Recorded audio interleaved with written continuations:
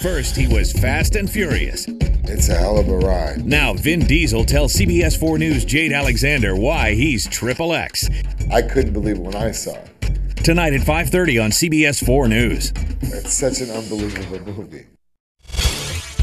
I don't know if it's envy, but the friends who could look at it just as sex and really just do it as sex, I'm like, wow, because I can't.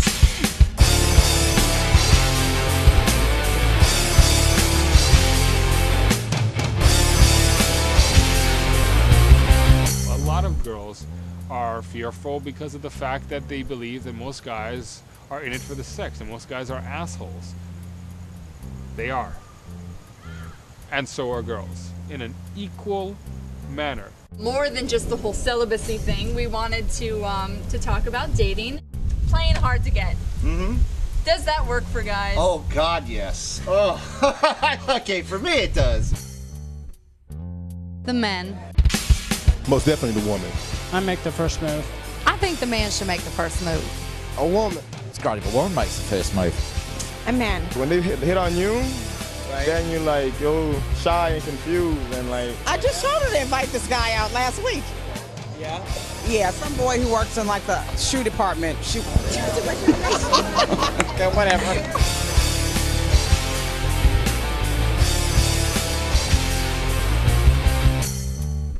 You think the first 3 weeks you're like, all right, so I'm gonna go a couple weeks, no big deal. 3 months you're thinking, okay, it's gonna be any day now. After 3 years you think, just kill me. Just kill me now.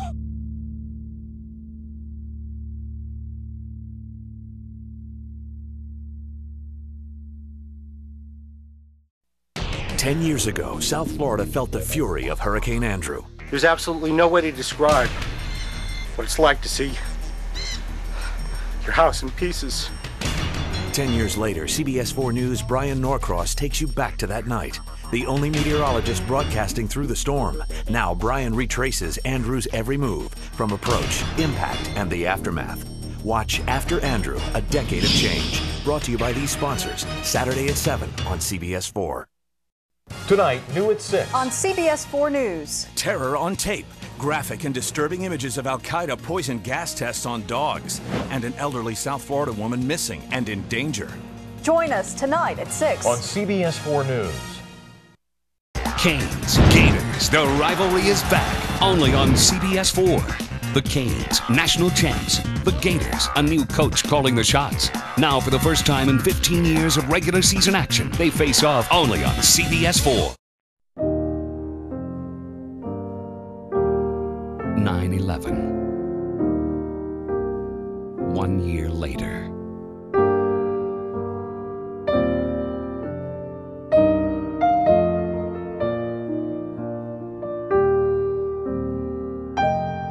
We remember the events and honor the heroes and the survivors.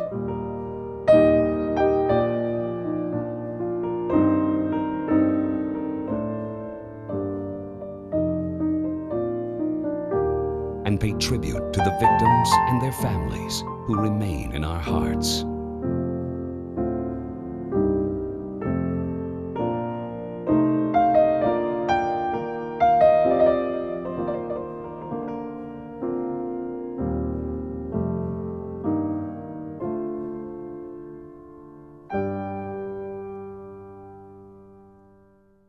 Street patrol is where the rubber meets the road. You know, while most of us are asleep, there's a whole different lifestyle, a whole different world going on. They're not coming to us, we got to go to them. And once we offer them the alternatives, then you have to get a zero tolerance mentality. Okay, if you insist on selling drugs on my street corners and in front of my house, I'm gonna have to turn you in. And that's when you pick up your phone and you get involved.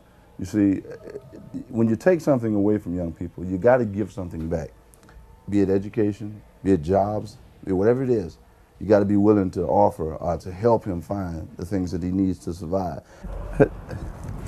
Let's go have prayer. Patrick, what you doing, Doc? I'm Mr. Dollar. Hey, Mr. Dollar, You gonna Mr. let me Dollar. that jacket tonight? I sure am.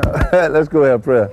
Oftentimes we get criticized by the young people as forgetting where we came from. You know, I myself at one time was a part of the problem, and realizing that there had to be something better, I started to looking for something better.